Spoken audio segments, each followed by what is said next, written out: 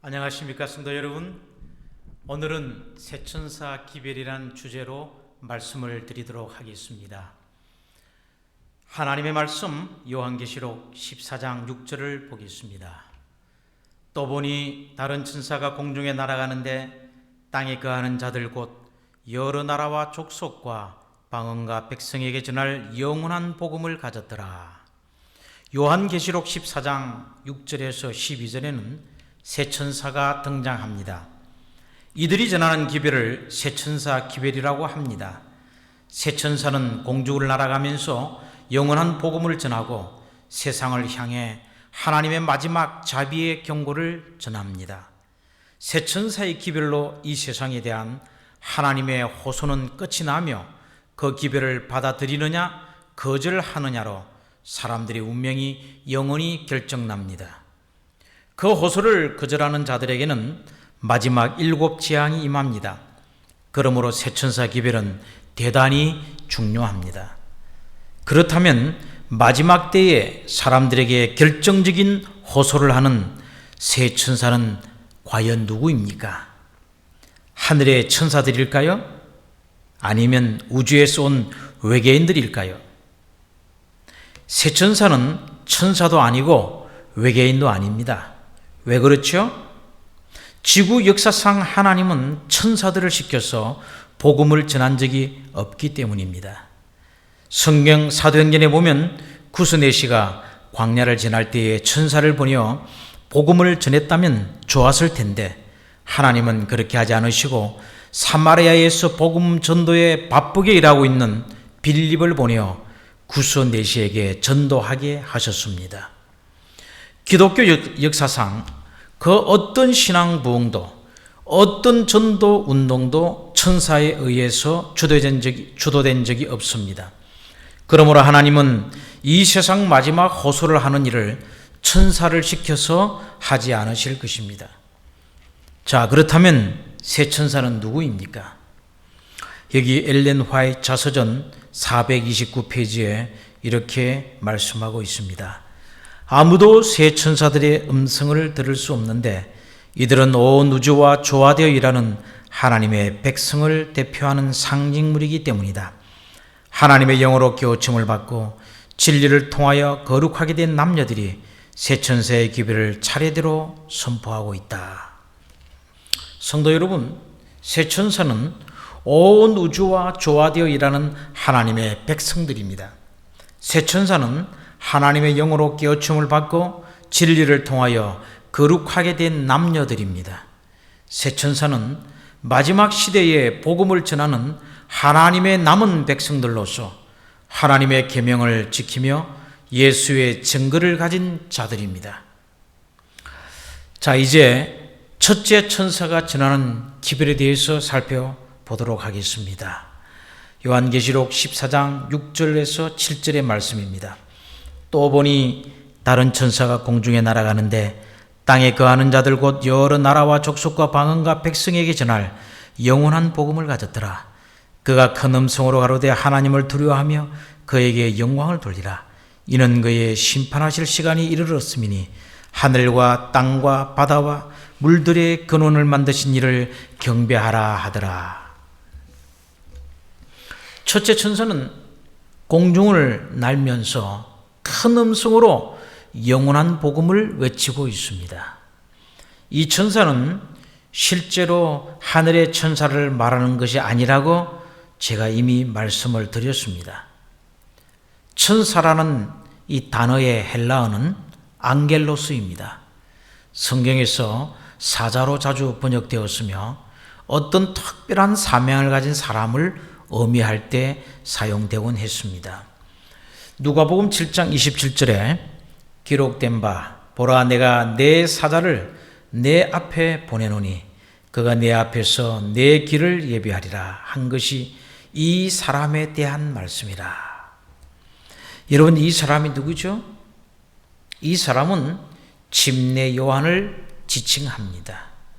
예수님께서는 침례 요한을 두고 이사야서에 있는 이 말씀을 인용해서 말하면서 내 사자를 내 앞에 보낸다 그랬습니다. 그러므로 영원한 복음을 전하는 천사는 마지막 시대에 죄악 세상을 향하여 강력하게 복음을 전하는 어떤 신실한 사람들을 상징하는 것입니다. 천사가 공중을 난다는 것은 이 복음이 급속도로 전파될 것을 의미합니다. 여러 나라와 족속과 방언과 백성에게 전한다는 것은 이 운동이 전 세계적으로 영향을 미칠 것을 상징합니다. 그러면 새 천사가 전하는 기별은 무엇입니까? 그것은 영원한 복음입니다. 새 천사 기별은 새 천사 복음이라고 해야 맞습니다. 왜냐하면 공중에 날아가는 천사가 땅에 거하는 자들 곧 여러 나라와 족속과 방언과 백성에게 전할 영원한 복음을 가지고 있다고 분명히 기록하고 있기 때문입니다. 영원한 복음이란 영원히 변치 않는 복음을 말합니다. 복음은 헬라어로 유앙겔리온입니다. 유앙겔리온. 무슨 뜻이죠? 기쁜 소식, 좋은 소식이라는 뜻입니다. 인간에게 영원한 복음, 영원히 변치 않는 기쁜 소식은 바로 예수 그리스도입니다. 왜 예수 그리스도가 인간에게 영원한 복음입니까? 영원한 기쁜 소식이 되십니까? 첫째로 예수 그리스도는 우리를 창조하신 분이시기 때문입니다. 그리스도가 우리를 창조하신 것을 기념하기 위해 제7일 안식일을 기억하여 창조주 하나님께 예배드리라고 하셨습니다. 그래서 첫째 천사는 이렇게 외칩니다. 하늘과 땅과 바다와 물들의 근원을 만드신 이를 경배하라. 성도 여러분, 바로 이것이 영원한 복음입니다. 하늘과 땅과 바다와 물들의 근원을 창조하신 이를 경배하는 것, 이것이 영원토록 전파되어야 할 복음인 것입니다. 두 번째로 예수 그리스도는 우리를 구속하신 분이시기 때문입니다. 하나님의 아들이 죄인을 구원하기 위해서 이 땅에 오셔서 십자가에 못 박혀 죽으셨습니다. 우리는 그의 피로 죄 사함 받고 구원을 얻었죠. 이것은 영원히 기억될 영원한 복음입니다. 예수님의 손과 옆구리에 있는 상처는 구속에 대한 징표로서 없어지지 않고 영원히 남아 있을 것입니다. 영원한 복음의 내용은 하늘과 땅과 바다와 물들의 근원을 만드신 하나님을 경배하라입니다. 지구가 창조된 이후로 이 기별은 인간들에게 계속 강조되고 반복되어 왔습니다. 이 기별에는 창조의 기념일인 제7일 안식일 예배가 포함되어 있습니다. 반복적으로 전파되어 온 이 기별을 첫째 천사가 마지막 시대에 사는 사람들에게 다시 한번 호소하고 있습니다. 왜 그렇죠? 사람들이 창조주 하나님을 경배하지 않고 있기 때문입니다. 창조주 하나님 대신 무신론, 진화론, 이성과 과학을 중시하는 합리주의를 더욱 믿고 있기 때문입니다. 마지막 때에 창조주 하나님을 경배하는 문제는 인간에게 최대의 쟁점이 될 것입니다. 하늘과 땅과 바다와 물들의 근원을 만드신 하나님을 경배하라는 첫째 천사의 기별은 두 가지 중요한 의미를 내포하고 있습니다. 첫째로 창조주 하나님을 경시하고 이성과 과학을 맹신하며 진화론이 팽배한 마지막 시대를 향하여 창조주 하나님을 믿는 믿음으로 돌아오라는 마지막 호소입니다. 둘째로 하나님의 계명을 지키라는 호소입니다. 다시 말씀드리면 진짜 안식일을 지키라는 권면인 것입니다. 하늘과 땅과 바다와 물들의 근원을 만드신 하나님이라는 말은 출애굽기 20장에 나오는 10계명 중 넷째 계명에서 가져온 표현입니다. 넷째 계명은 안식일을 기억하여 거룩히 지키라고 명령하고 그 이유에 대하여 설명하기를 이는 엿새 동안에 나 여호와가 하늘과 땅과 바다와 그 가운데 모든 것을 만들고 제7일에 쉬었습니다. 그러므로 나 여호와가 안식일을 복되게 하여 그날을 거룩하게 하였느니라 라고 말하고 있습니다. 안식일을 기억한다는 것은 창조주 하나님을 기억하고 경배한다는 말과 같은 뜻이 되겠습니다. 그러므로 첫째 천사의 기별은 안식일을 고의로 범하고 일요일을 지킴으로써 창조주 하나님께 대한 불신을 나타내는 마지막 시대에 살고 있는 사람들에게 회개하라고 외치는 하나님의 마지막 호소인 것입니다. 아직도 희망이 있는 것은 이 마지막 호소가 지금도 바래지고 있으며 그의 심판하실 시간이 끝나지 않았기 때문입니다. 하나님을 두려워하며 그에게 영광을 돌려야 할 이유가 무엇입니까? 바로 심판의 시간이 가까이 왔기 때문입니다. 여기서 심판은 재림전 심판을 말합니다. 재림전 심판은 2300주의 예언이 마치면서 시작하여 예수님 재림 직전에 끝납니다. 이 심판은 하늘에서 이루어지는 심판입니다. 이 심판의 광경이 다니엘 7장 9절에서 10절에 잘 묘사되어 있습니다.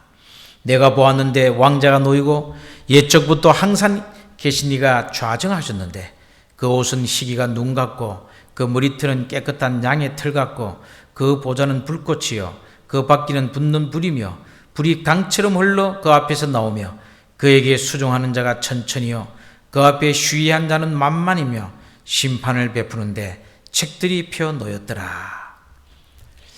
이 심판 후에 그 다음 구절을 보면 인자 같은 이가 하늘 구름을 타고 와서 옛적부터 항상 계신 자에게 나와 그 앞에 인도되매 그에게 권세와 영광과 나라를 주고 모든 백성과 나라들과 각 방언하는 자로 그를 섬기게 하는 일이 있을 것입니다.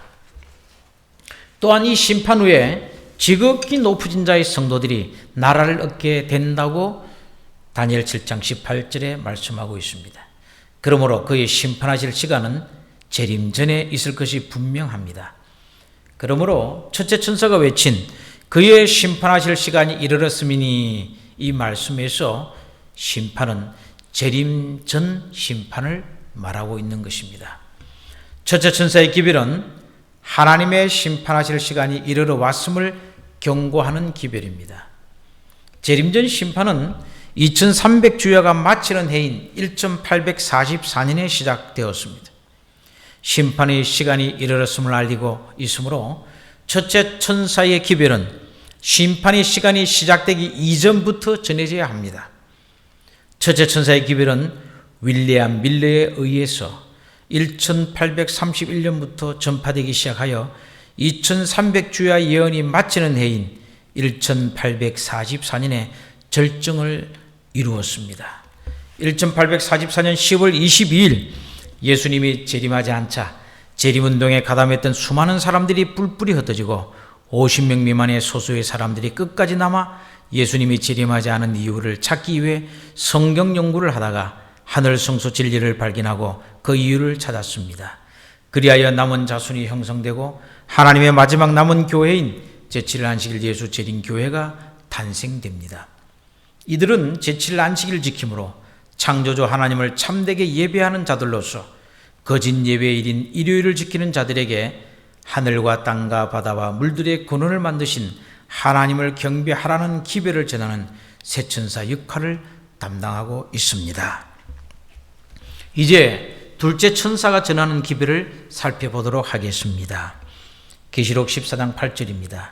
또 다른 천사 곧 둘째가 그 뒤를 따라 말하되 무너졌도다 무너졌도다 큰 성 바벨론이여 모든 나라를 그 음행으로 인하여 진노의 포도주로 먹이던 자로다 하더라. 둘째 천사의 기별이 첫째 천사의 기별 뒤를 따르고 있기 때문에 두 기별은 서로 연관이 있고 같이 전해진다는 것을 우리는 알 수가 있습니다.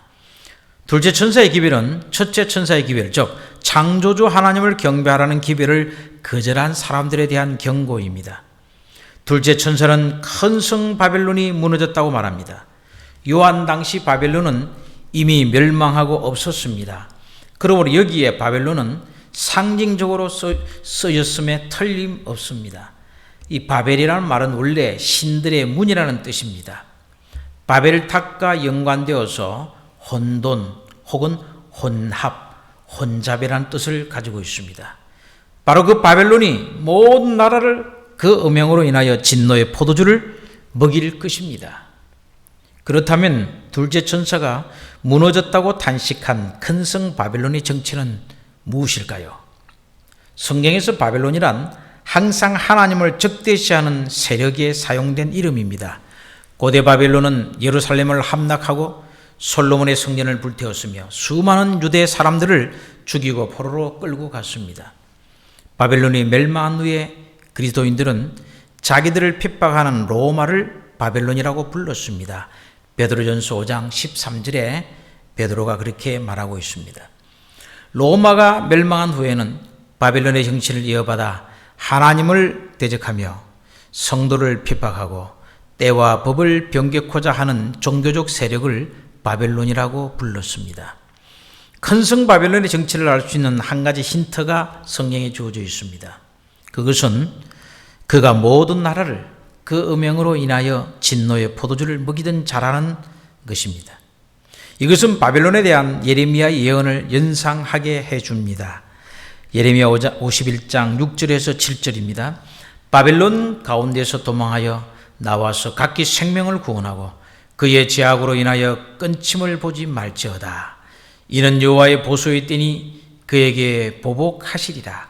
바벨론은 여호와의 수정에 온 세계로 짓게 하는 금잔이라. 열방이 그 포도주를 마시고 인하여 미쳤도다. 요한계시록 17장에서 요한은 큰 바벨론인 음녀를 묘사하면서 땅의 임금들도 그로 더불어 음행하였고 땅에 거하는 자들도 그 음행의 포도주에 취하였다고 하였습니다. 땅의 임금들과 더불어 음행하였으니 바벨론은 땅의 임금 중에 하나가 아닌 것이 확실합니다. 자, 그런데 여러분, 그 바벨론이 성도들의 피와 예수의 증인들의 피에 취하였다고 하였으니 여기 나오는 큰 성 바벨론은 요한계시록 17장에 등장하는 음녀와 같으며 세상의 왕이나 정치 세력이 아닌 전 세계에 영향력을 끼치는 배교한 종교 세력을 의미하는 것입니다. 42달 곧 1260일, 즉 1260년 동안 성도들을 핍박하는 세력으로서 요한계시록 13장에 나오는 로마 교회를 지칭합니다. 바벨론이 무너졌다는 말이 두 번 반복된 것은 긴급성과 확실성을 말해줍니다. 여기서 무너졌다는 말은 과거형으로 나타나지만은 헬라 문법상 미래 과거형입니다. 즉 그렇게 될 것이 너무도 확실하여 이미 이루어질 것처럼 표현하는 용법입니다. 자, 그러면 바벨론이 무너질 것이라는 것은 무엇이 무너질 것이라는 말입니까? 마지막 시대에 나타날 바벨론은 배교한 종교 세력입니다. 그러므로 바벨론은 하나님께 대한 불충성과 불순종과 성도들에 대한 핍박으로 그 복음의 순결성이 무너질 것이라는 것입니다. 그런 세상의 권력들과 손을 잡고 하나님께 불순종하는 진노의 포도주를 함께 마시던 자였습니다. 그러나 모든 것이 마침내 무너질 것입니다. 바벨론이 무너질 것이라는 소식은 하나님의 충성스러운 백성들에게는 기쁘고 반가운 소식입니다. 이제 세 번째 천사의 기별에 대해서 우리 한번 살펴보도록 합시다. 요한계시록 14장 9절에서 12절의 말씀입니다. 또 다른 천사 곧 세처가 그 뒤를 따라 큰 음성으로 가로되 만일 누구든지 짐승과 그의 우상에 경배하고 이마에나 손에 표를 받으면 그도 하나님의 진노의 포도주를 마시리니 그 진노의 잔에 섞인 것이 없이 부은 포도주라. 그 거룩한 천사들아 그 어린 양 앞에서 불과 유황으로 고난을 받으리니 그 고난의 연기가 세세토록 올라가리로다. 짐승과 그의 우상에 경배하고 그 이름의 표를 받는 자는 누구든지 밤낮 쉼을 얻지 못하리라 하더라. 성도들이 내가 여기 있나니 저희는 하나님의 계명과 예수의 믿음을 지키는 자니라. 셋째 천사가 둘째 천사의 뒤를 따라 큰 음성으로 외쳤다는 것은 셋째 천사의 기별도 둘째 천사의 기별과 연관되어 있다는 것을 말해주고 있는 것입니다. 세 천사의 기별은 연속하여 진행되는 기별이기 때문에 삼중 기별이라고 합니다. 셋째 천사의 기별은 무너질 바벨론에서 나오라는 기별을 거절하는 모든 사람에게 임할 심판을 묘사하고 있습니다. 계속하여 짐승과 그의 우상에게 속해 있으면 마침내 짐승의 표를 받게 되고 짐승의 포도주를 마시게 됩니다. 그리고는 무서운 유황불의 심판을 받게 된다는 것입니다. 그렇다면 여러분, 짐승의 표가 무엇입니까? 성경은 그 표를 이마에나 손에 받는다고 하였습니다. 이마는 지성을 나타내고 손은 행동을 뜻합니다. 그러니 그들의 사고방식과 행동이 짐승에게 매여 있고 짐승의 뜻을 따라 행한다면 짐승의 표를 받는 것입니다. 짐승의 표는 짐승의 권위의 표입니다. 요한계시록 13장에서 짐승은 로마 교황권이라고 했습니다. 그렇다면 로마 교황권의 권위의 표는 무엇입니까? 바로 일요일 예배입니다. 창조주 하나님이 창조의 기념일로 지키라고 십계명 넷째 계명에 명시된 제7일 안식일을 로마 천주교회가 주일 중 첫날로 옮기고 사람들로 하여금 지키라고 명령한 것이 일요일 예배입니다. 일요일 예배는 하나님의 권위의 표가 아닌 사람의 권위의 표, 로마 교회의 권위의 표가 되는 것입니다. 반면에 제7일 안식일은 세상 사람과 하나님 백성을 구별하는 하나님의 표입니다. 그것을 성경에서는 하나님의 인이라고 묘사하고 있습니다. 짐승의 표는 하나님의 인과 반대되는 개념으로서 짐승의 표를 받으면 자비가 섞이지 않는 하나님의 진노의 포도주를 마시게 되는데 그것이 바로 마지막 7재앙입니다. 짐승의 표를 받을 것인가 아니면 하나님의 인을 받을 것인가 하는 문제는 단순히 일요일에 예배할 것인가 토요일에 예배할 것인가 하는 문제를 넘어서 누구에게 경배할 것인가 하는 문제이며 하나님의 율법에 순종하느냐 하지 않느냐 하나님의 권위를 따를 것인가 따르지 않을 것인가 하는 하나님의 율법을 중심으로 한 대쟁투적 관점에서 이해되어야 하는 것입니다. 이제 마지막 요한계시록 14장 12절을 보겠습니다. 성도들의 인내가 여기 있나니 저희는 하나님의 계명과 예수 믿음을 지키는 자니라. 세천사 기별은 12절의 말씀으로 마칩니다. 세천사 기별의 말미에 왜 성도들의 인내를 말하고 있을까요? 세천사 기별은 짐승의 표를 받은 자와 성도들, 즉 하나님의 계명과 예수의 믿음을 지키는 자들이 대비를 이루고 있습니다. 다시 말하면 끝까지 하나님의 계명에 충실하지 않는 자들이 짐승의 표를 받게 될 것이라는 의미입니다. 짐승의 표 받기를 거절한 자들, 다시 말해 교황권의 권세에 굴복하지 않는 자들에게는 극심한 고난과 어려움이 예상되기 때문에 저들에게는 인내와 믿음이 필요합니다. 그래서 세천사 기별은 성도들의 인내가 여기 있나니 저희는 하나님의 계명과 예수 믿음을 지키는 자니라 이 말로서 끝을 맺고 있습니다. 예수 믿음으로 번역된 헬라어는 예수를 믿는 믿음으로 번역될 수도 있고 예수의 믿음으로도 번역될 수 있습니다. 예수를 믿는 믿음이란 무엇일까요? 그것은 죄인이 그리스도를 개인의 구주로 받아들이는 믿음을 일컫습니다. 자, 그렇다면 예수의 믿음은 뭘까요? 예수의 믿음은 예수께서 이 땅에 계실 때에 예수님이 소유하고 행사하신 믿음을 의미합니다. 예수께서 이 땅에 계실 때에 소유하신 믿음은 어떤 믿음이었습니까? 첫째로 100% 하나님을 완전히 신뢰하는 믿음이었습니다. 이 지상에서 행하신 예수님의 이적과 기적은 모두 신성의 능력으로 행하신 것이 아니라 하나님을 믿는 믿음으로 행하신 이적이었습니다.